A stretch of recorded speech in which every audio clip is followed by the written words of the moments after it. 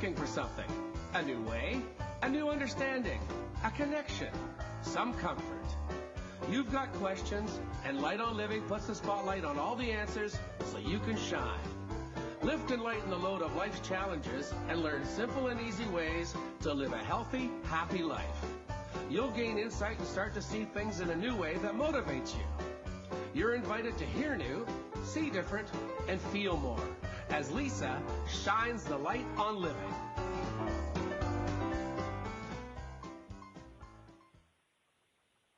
Hello, everyone. Welcome to Light on Living. I'm Light Coach Lisa, holistic nutritionist and life coach, helping to lighten the load of life's challenges.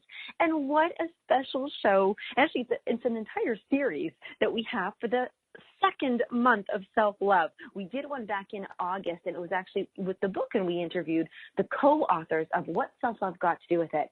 And I had this really cool, fun idea thinking, oh my goodness, I think that we should actually share these chapters and share their stories. And I could do story time for the self-lover. And so that's what this whole series, and every Wednesday of this month, we're going to be doing this. And I want to walk you through this. Here's where my line of thinking was.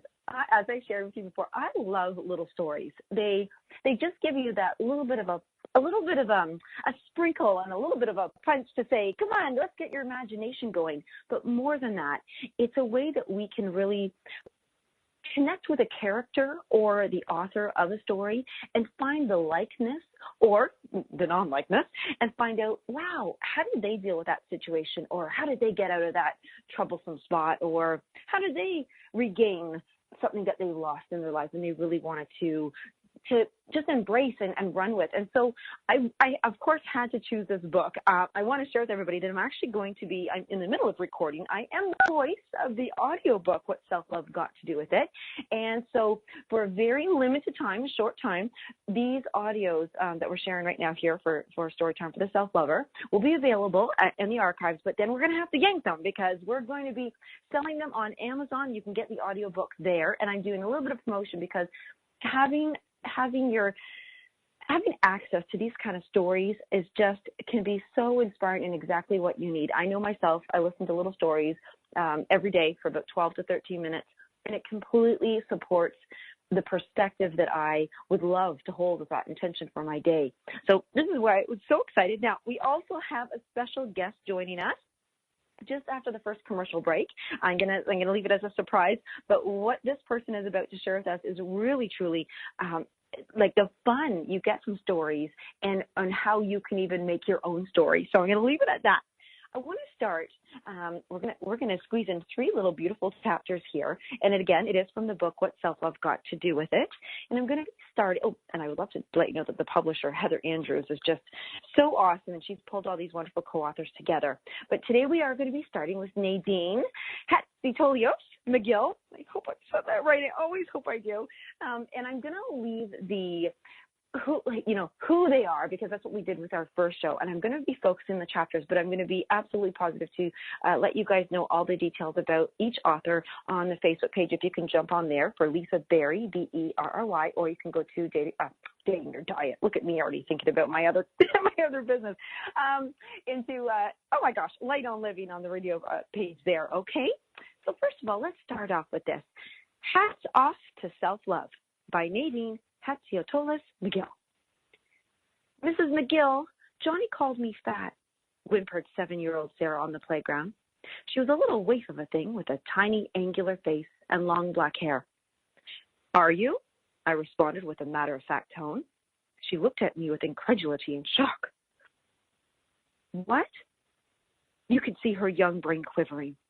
Mine was not the usual response from the adult playground supervisor staff.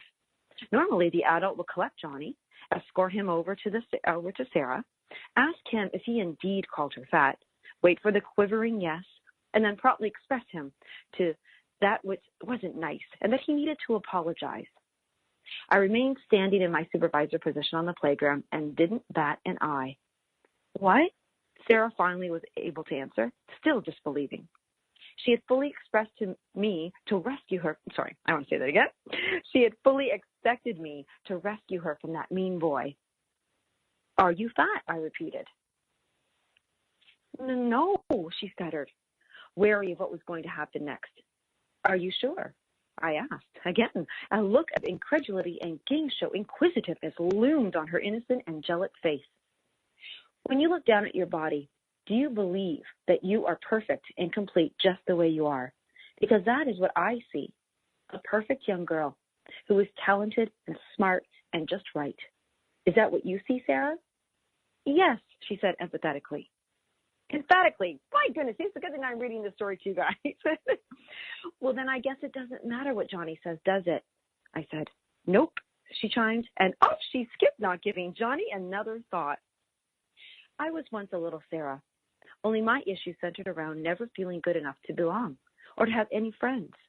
I was lonely and didn't know what I had to do to make other kids like me. I didn't even like me. Oh, and besides not liking myself and not having any friends, I was continually told by my primary teachers that I was a daydreamer and that I needed to focus. So I couldn't please anyone. At home, I craved attention from my parents. Both worked and seemed to have endless lists of chores to do. But in a young child's mind, there really is no reason for lack of attention. As a result of my immature understanding, a belief formed that I had done something wrong and I was just plain not worth their time. She would argue that 7 is too young to expect a child to have a sense of self, a sense of confidence. But if one end of the spectrum can be true, as it was in my case, then the other can be as true too. I witnessed confidence in my own daughter, who at the age of 4, with her fiery red hair and short, stocky little legs, had no qualms about marching up the street one day to let some older boys on our block know that they better not mess with her brother. He was 7. She was born with that chutzpah. I should get that word right. And I cultivated it in her every step of the way. It'd be damned if a child of mine was going to feel that meek, spiritless insignificance that I had. Perhaps some people figured it out faster than others and are adamant about protecting that self-confidence when it is challenged. I hadn't figured it out, and I sure had nothing to hang on to. It took me many, many decades to develop a sense of self, a sense of worth, and a sense of self-love. Self-love is writing and publishing this chapter. It is exposing who you are and being willing to be vulnerable in order to find your truth. There is no other way. I was born Nadine Angela Hatziotolias. A great many generations ago, our surname was simply Tolios, until one of my ancestors in Greece went on a pilgrimage to the Holy Land. Once that individual returned from Jerusalem, the Christian pilgrimage destination, Hatzi, was added to signify the journey. Hatzi is the Greek derivative of the Arabic Haji, a title given to the Muslim person who has completed the pilgrimage to Mecca. Haji is the principle of the Arabic verb hajja, which means to make the pilgrimage. Self-love is honoring your individuality and your ancestry, cultivating and reaping what is authentic for you, and then sewing it into a fabric of your life. I think that's absolutely beautiful. People journey for countless reasons. Some journey for freedom, some journey for faith, some journey for clarity, some journey for grace. Putting one foot forward moves the other one along. The wanderer's soul trusting not will go wrong. The path may be rugged or shallow or steep. The heart may be light or saddened and weep. Some journey to strengthen. Some receive a sign from above. Some journey for comfort. Some on the way to self-love. Self-love for me was the longest journey from head to heart to self-love. What I remember back from my childhood is dark, damp, and cloudy. Looking back, I feel like I was a different person and that any memories I have were somehow implanted in my brain. It is as if I really wasn't there. So anguished was I that I chose to forget. When I was young, I felt empty and lost, struggling to belong, gasping for life's breath. In my child's mind, I questioned if I was supposed to feel like that. Dank and depressing, gray and dismal like a foggy day that never ends. Other kids didn't seem to be as sad as I felt. There was a lot of anger, anxiety, and animosity between my parents, and I believe their strained relationship was the reason I felt so lost. I felt their pain, and I wanted to help and comfort them, but I did not know how. They, in their desperation, tried to protect my sisters and me from their difficulties by hiding the issue. But children are extremely sensitive, and they always know. With 44 years of life experience now, I can ruminate about my mom and dad, knowing that they did their best with the tools that they had. They loved us dearly, and that is all that matters. My older sister was in the same grade as me due to our birth dates. I clung to her for dear life as she seemed to know what to do and how to be. I know I irritated the hell out of her, but being a nuisance was better than being alone.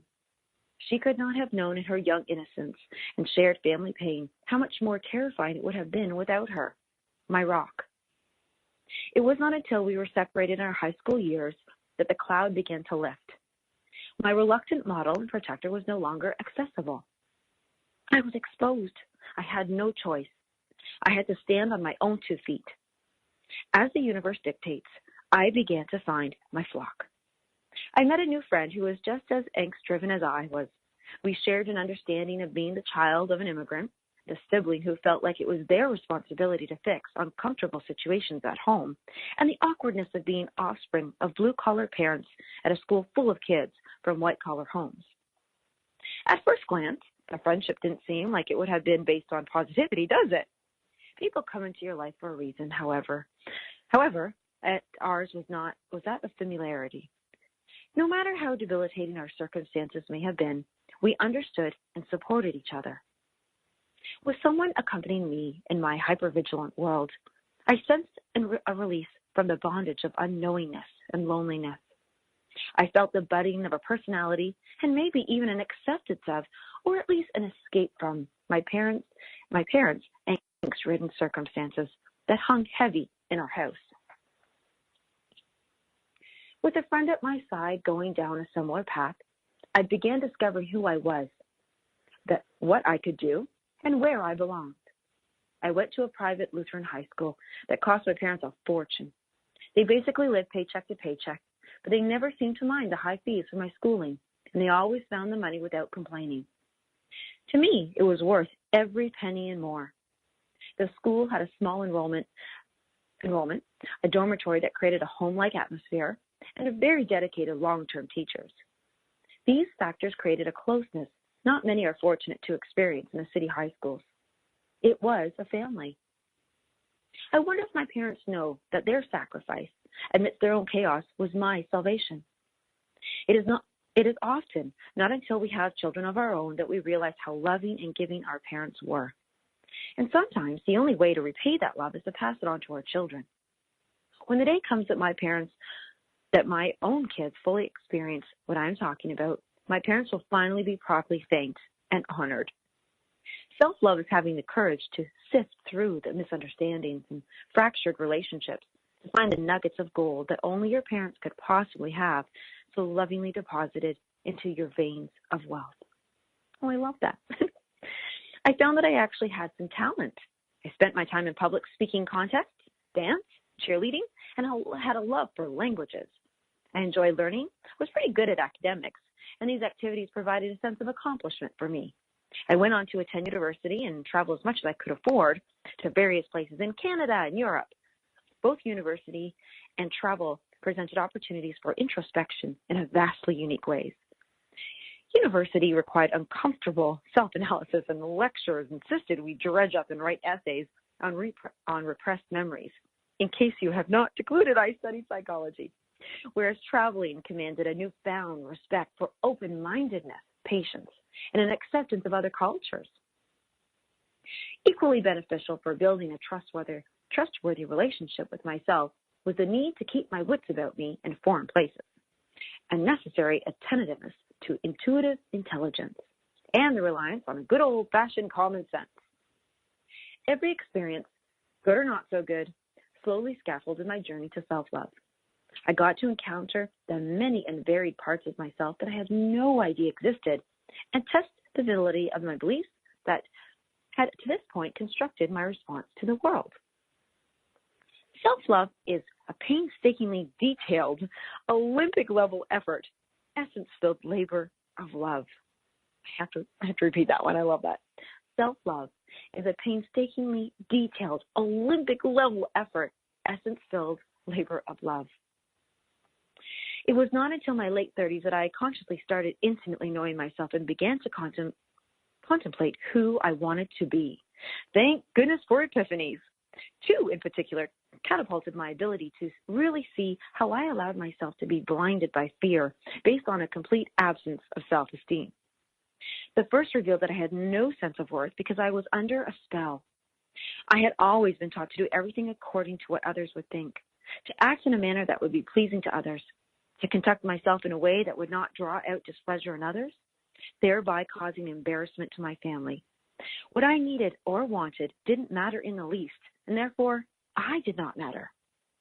I had been taught this by my mother, who had likely been taught by her mother, and so on. Until 80 years had passed and the dementia had set in, this is how my mother operated. I suddenly grasped that I had not been making any of my own decisions. It was extremely beneficial to remain under the spell, as I could then continue to believe I would be accepted. What a perfect place to hide! The gravity of the realization came crashing down on me on my second epiphany. One afternoon in my late 30s, I asked my husband, you know what I want to do actually, guys? Because we're going to end up going to commercial, and I'm going to have to come back and just want to finish the story. I'm going to leave that with that first epiphany. And we are going to come back to her second epiphany, which she got to her late 30s. And I love that she shared the age here because we don't know when these epiphanies come. And let me tell you, they never end. So when we come back, we're going to hear those epiphanies.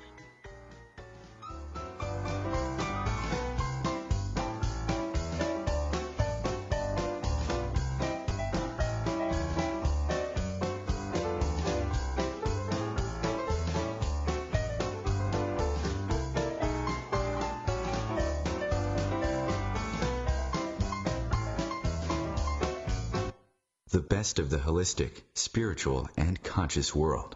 OMTimes Radio. IOM-FM. Humanity Healing International is a small nonprofit with a big dream. Since 2007, HHI has been working tirelessly to bring help to communities with little or no hope. Our projects are not broad mandates, nor are they overnight solutions, but they bring the reassurance that no one is alone and that someone cares. To learn more, please visit humanityhealing.org. Humanity Healing is where your heart is. My name is Victor Furman. Some call me The Voice. I've always been fascinated with human nature, spirituality, science, and the crossroads at which they meet. Join me Wednesdays at 8 p.m. Eastern on OMTimes Radio, and we'll explore these topics and so much more on Destination Unlimited.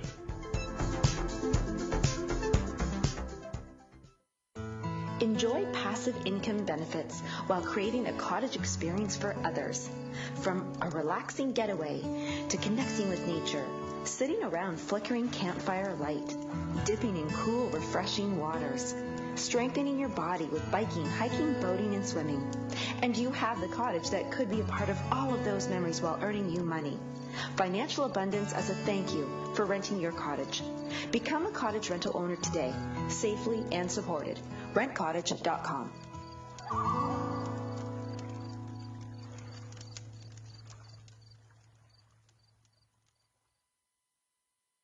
In the wake of a disaster, what one thing can you send that will help people the most?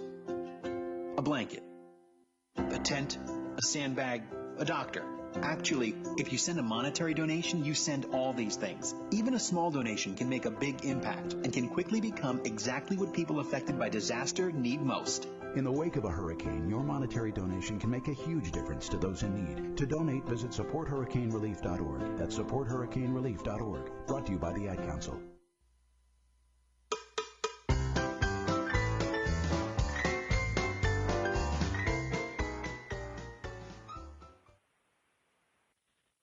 I'm so glad that you guys are here to join us as Light on Living is featuring a story time for the self-lovers.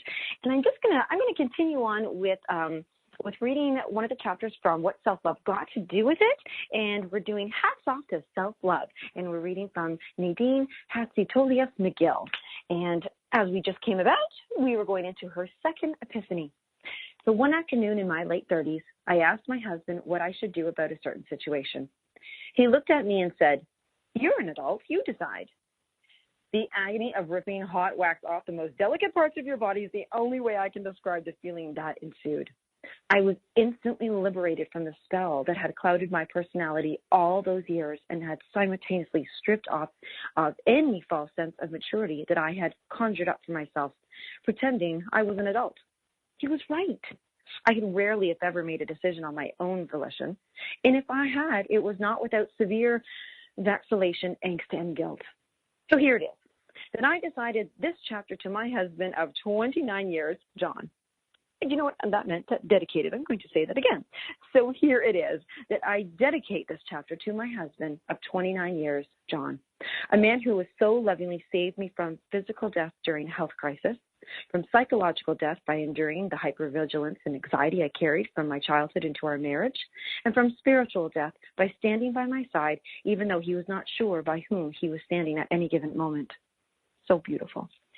Regarding my mother's struggle that she passed on to me, it was sad to then watch her stifle her personality as she chose to remain under the inherited spell. Currently, dementia supports a lack of inhibition, and her true personality is shining through. My mom's a funny, cute, engaging social butterfly. We saw none of those traits growing up. What a tragedy to live your whole life believing that what others think is more important than your true, authentic expression. Self-love is not waiting for dementia to give you permission to be yourself. Incidentally, I still find myself a slave to that spell when I'm not diligent. The spell exists in the form of unnoticed chatter that runs destructively in the recesses of our minds. Do you hear it? It's like a car motor, continuously idling on a cold winter morning while the noise and the exhaust is polluting the air, clogging up nature and disturbing the peace. So I like that line. That is the constant din of thoughts, running because they have always run, having commenced early in life at that indoctrination of beliefs. The brain, being the efficient learning tool that is designed to be, keeps the motor going unless it is consciously shut off and otherwise reprogrammed. The epiphanies I had jolted me out of that incessant trance, creating an opportunity for new programming. I must constantly be on guard, even alert for the old beliefs that attempt to reinfiltrate. I must ensure new, more effective thoughts are deliberately downloaded. I must enlist new recruits and allow them to march away from the hostile environment of my mind to a fresh, more hospitable terrain. I must engage consistently in positive self-talk, talk that provides me with encouraging statements to bolster my self-confidence, talk that provides the stepping stones for self-worth and self-esteem. Self-love is being mindful of and taught with the thoughts that constantly run in the background of your consciousness that no longer serve you. That's actually one of my favorite lines, things that no longer serve you. You know what, guys? Check them. They no longer serve you, okay? Due to my reconditioning, great conflict ensued once I began to know who I was, what I liked, and what I wanted. There I was, exploding to follow my inner intelligence and intuition, wanting to meet my needs, but living in a world that was apparently not supposed to be my focus. The mental transformation was taking place, but the emotional was manifesting in guilt and shame, a heavy, heavy burden to bear. Not knowing how to maneuver through the guilt, I continually found myself in situations, particularly places of employment, in which my beliefs and values were not in congruence with those of this institution. The cosmos was pulling me in the direction of living from my values, passion, and natural tendencies, and my surroundings were dictating that I submit to theirs. The scenario kept playing itself out as I searched for an acceptable way out of the psychological, emotional dilemma. Self-love is releasing the guilt and shame taken on out of guilt and shame. Oh, I love that. I would go home to my family at the end of my workday, broken and sour because it played out thusly. 6 hours of refusing to be the square peg forced into the round hole. 6 hours of operating from a precarious perch on everything I uphold, namely authenticity, accountability, integrity, respect for individuality, and coming dangerously close to being pushed into the pit of conformity. 6 hours day after day of being bold enough to be an advocate for those I served, while being frowned upon by the powers that be, who controlled the staff by subtle coercion. And, well, let's just call it what it is, bullying. Bullying does not just happen to our children in the schoolyard or in cyberspace. It is a deceptive, crafty tool used by the oppressors of all types, cowards who care little about harmony, innovation, positivity, affirmative action, and genuine concern for fellow man. Don't kid yourself. It is easy to recognize a bully because we have all bullied at one time or another. Self-love is admitting to and owning the mistakes one has made and correcting the behavior in the future. What I have found after working 30 years in the medical, educational, and human services field is that most people I work with do not believe that they have the power to be themselves.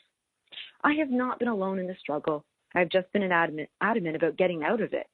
Countless people believe that it is futile to be different and to expect they can be influential leaders.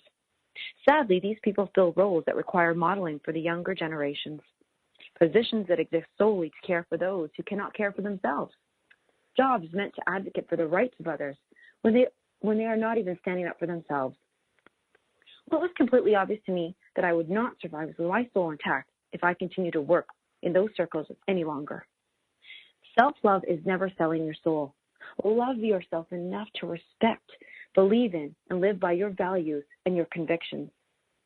After years of emotional angst and psychological wandering that ended in a life-threatening disease, I saw my way out of the fog. I squeezed through the eye of the needle and came out on the other side, liberated like a butterfly. A brush with death led to an intuitive knowing that if I did not change my circumstance, I would fall back into ill health because I was not honoring myself. So I made a decision. I found a coach and I joined his personal growth program. I started listening to my intuition and my body.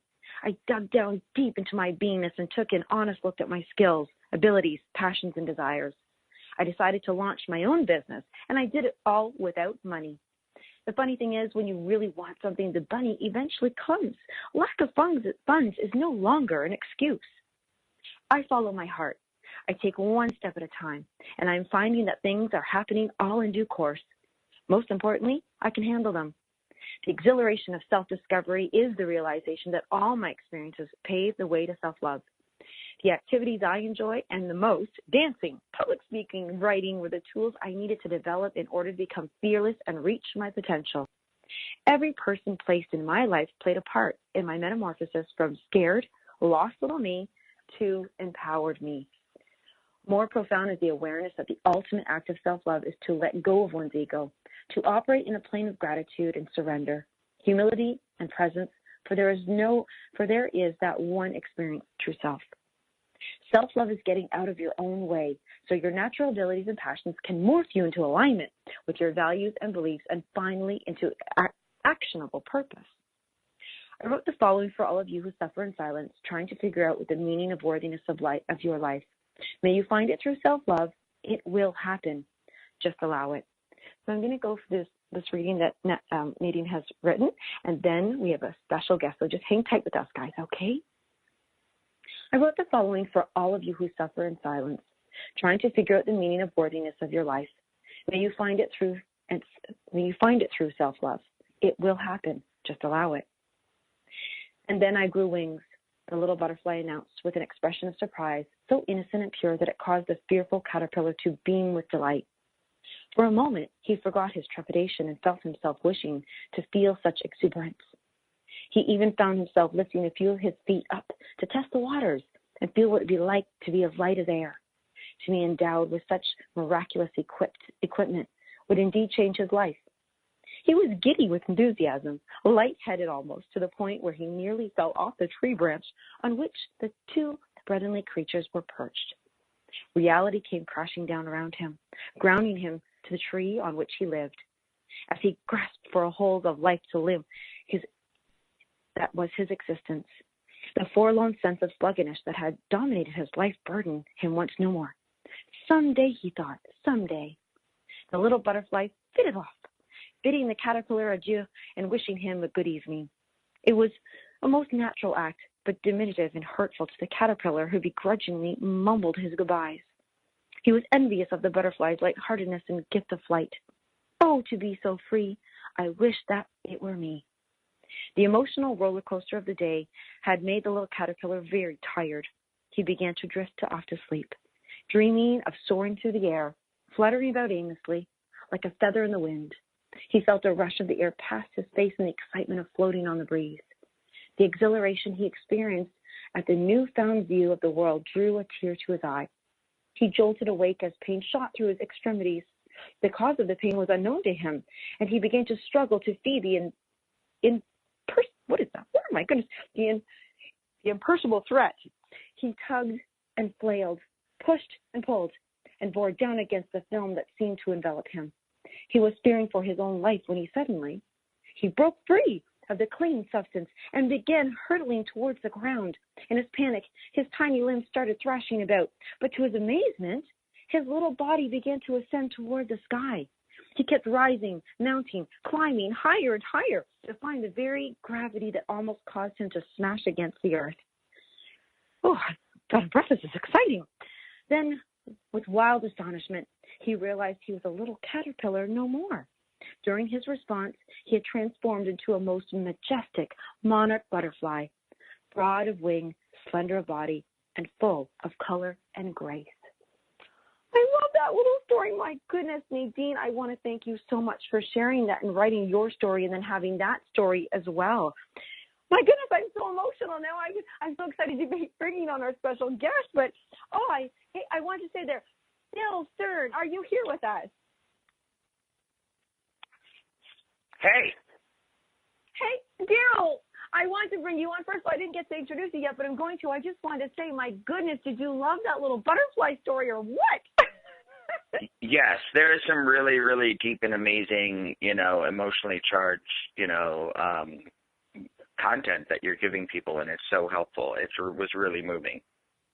Oh, I'm so glad that you got to hear it first of all, and everybody else did, and that you're here with us. Now, everybody, I want to share with you that who we have right now is Daryl Stern, and he is just pretty incredible. He is the founder, the creator of Stern Marketing Academy, and you're going to soon find out why I have him here.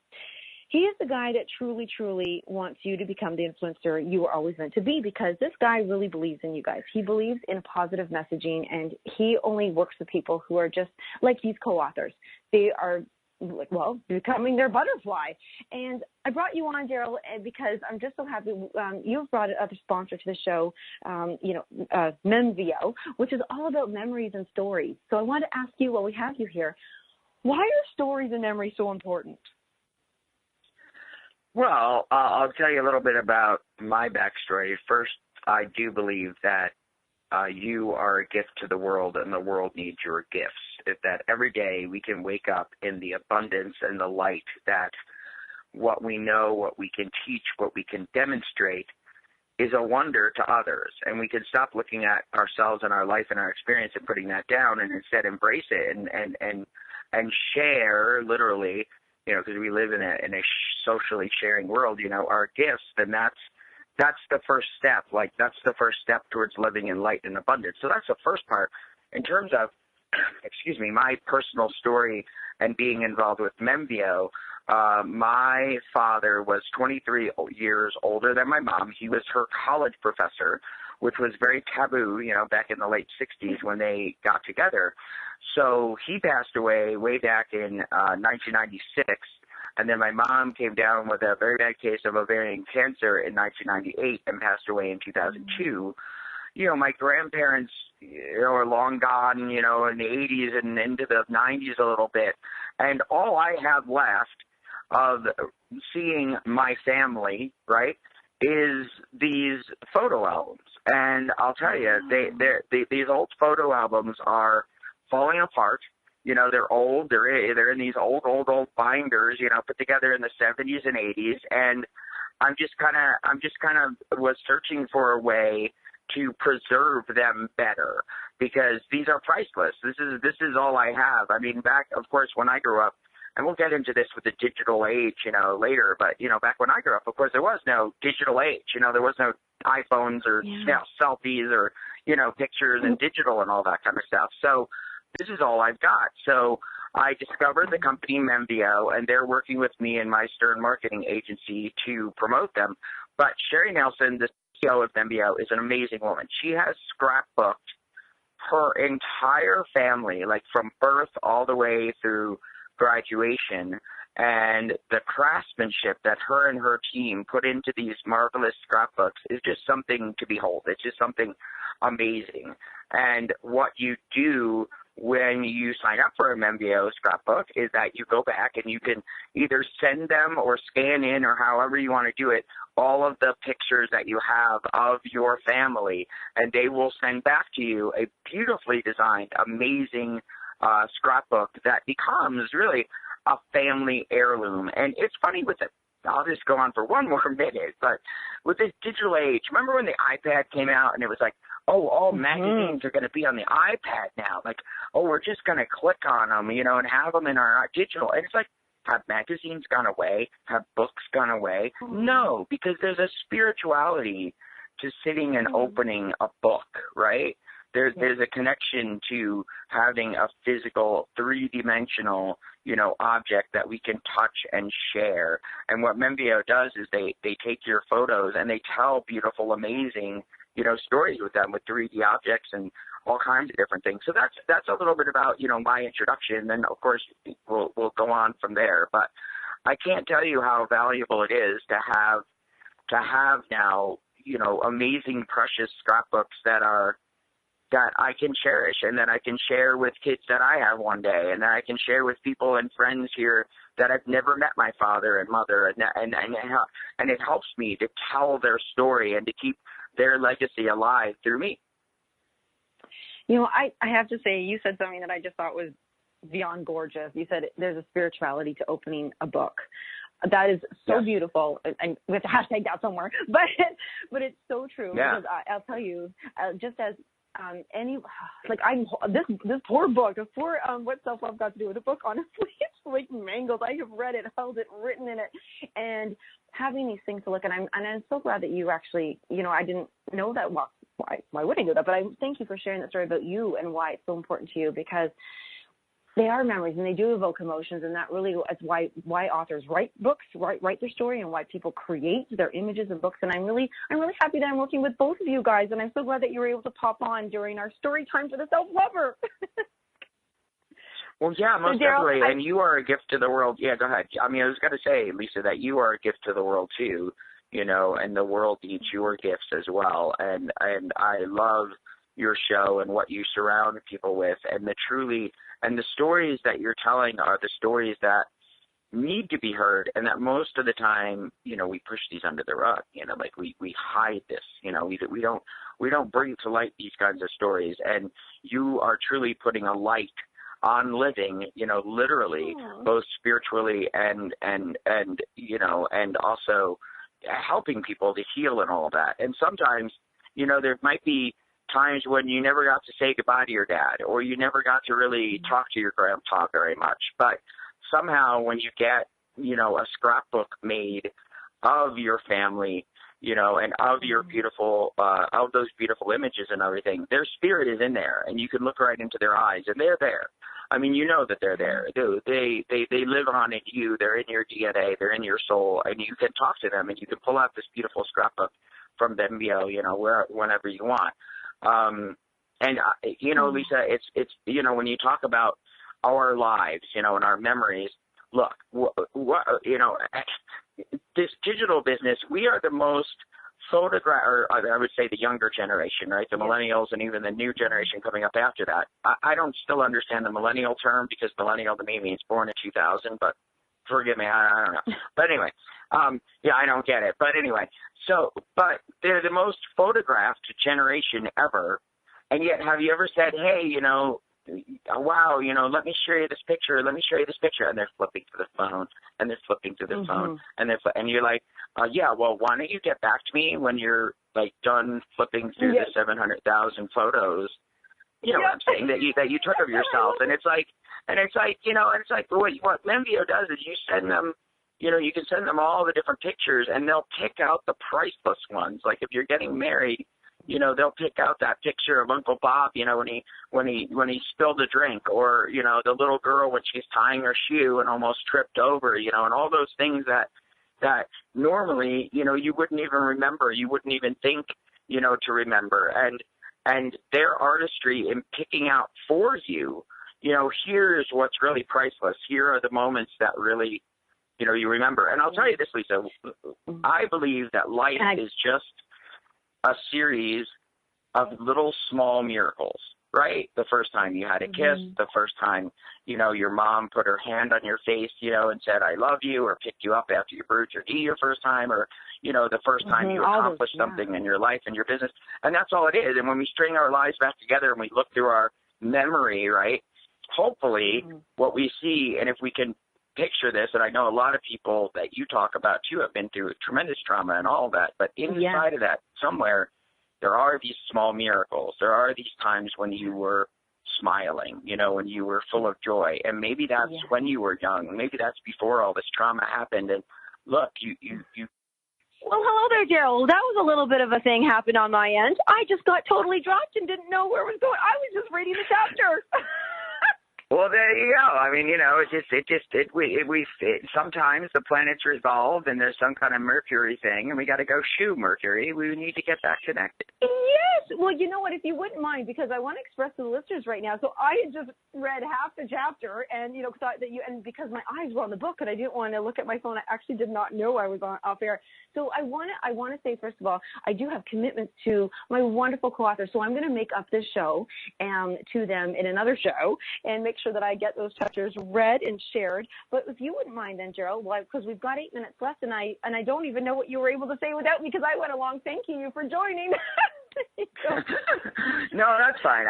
You can go right back to reading your chapter. I just wanted to share with your audience that if you go to Memvio, it's MEMVIO.com, and use the promo code LIVING, you can receive 20% off your holiday family scrapbook or picture video, and that's our special promo code, especially for your show and being a sponsor. And if any of your listeners are interested in becoming entrepreneurs, and really tapping into their own gifts and their own light, be sure to visit sternmarketingacademy.com and sign up for our newsletter there, and we'll be in touch with you to schedule a Sternstorming session. That's all I wanted to say, and I adore you and everything that you do, on this show. Keep up the good work, and I'm so glad and honored to be able to share both what I do, which is helping people, share what their true little miracles are in their lives, which are really big miracles, their talents and their gifts, which can be used to market themselves in their business, and also Memvio, because it's just so important to me to preserve what I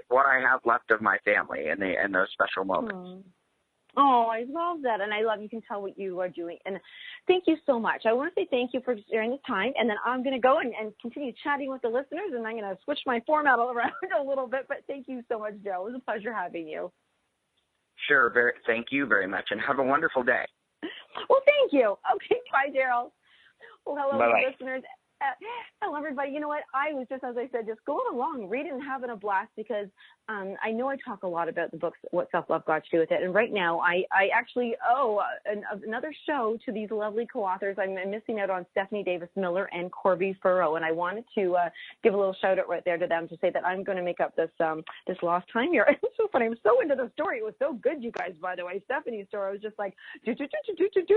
And it took me right away. That's how good these stories are. And as I only have a few minutes left with you now, I'm just going to go ahead and share why this was huge and so important for me to create this series, and so that I can certainly give you a big welcome to listen to the next time when we do listen, when I get to read these two shows. Every time I pick up a book and it's a story, whether it's fiction or it's a raconte, like a story of life, it really means something, because it is all about how we find the likeness in that character of ourselves. And I know I mentioned that at the beginning, and that really says a lot. I know that when I was growing up little, I just loved those bedtime stories. And I also remember being in grade 5, and it was story time after lunch. And I thought, what a great way to come in after lunchtime, or let's say recess or a break, where you've been playing and you're in that happiness mode, you're in that non-structured world, and you get to just sit down on a comfy chair or the floor or just anywhere that you feel really good and allow your imagination to go.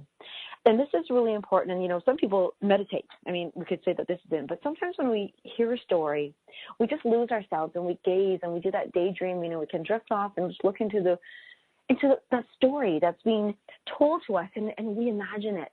And there's so much power in that creation. And that's why we can get lost when we watch a movie. That's actually funny when they do series now. That's what they are. They're little stories and little series. And right now, say you're living a story and you're not happy with it. you're living your life and you're getting up and just like what Nadine shared with us in her chapter, you're not allowing your light to shine. You're not allowing your story to be told. And it doesn't mean you have to go and write a story. It doesn't mean you have to be an author. But it can certainly mean that you can tell the people around you your story.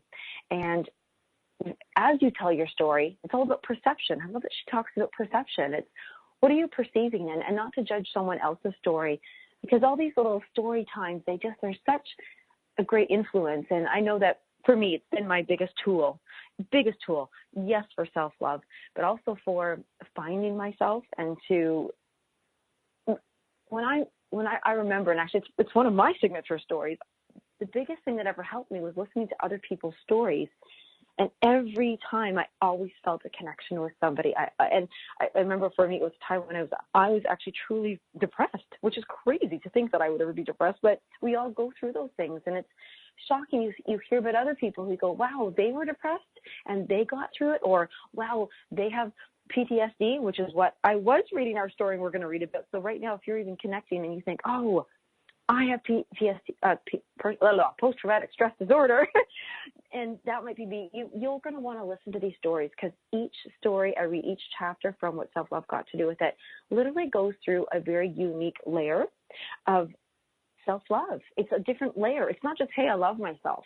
There's so many reasons why we may not love ourselves, and there's so many reasons why we should love ourselves. We've got to get to know ourselves, and I want you guys to find that through the storytelling and through the hearing of it. And I'm just so happy that I get to be the voice. Now, mind you, when you get the audio book and I'm reading it, I read super slower. Like, it's almost painful for me to read that slowly, but I do it so that you guys can really absorb each emotion and each line. I mean, there's been some fabulous one-liners, I would say, in every one of these books. So I'm going to welcome you again to listen to, we're going to do another story time. We're going to continue this every Wednesday of the month, and I'm going to do a bonus show now because I owe you one for these wonderful chapters today that we missed. But thank you for hearing Nadine's story today, and thank you for hearing about Memvio and hearing from Daryl Stearns. And just, you know what, meet us again, and we're going to have a wonderful story time. Thanks, everybody, for this special series of Story Time for the Self-Lover. We'll see you guys soon. Bye.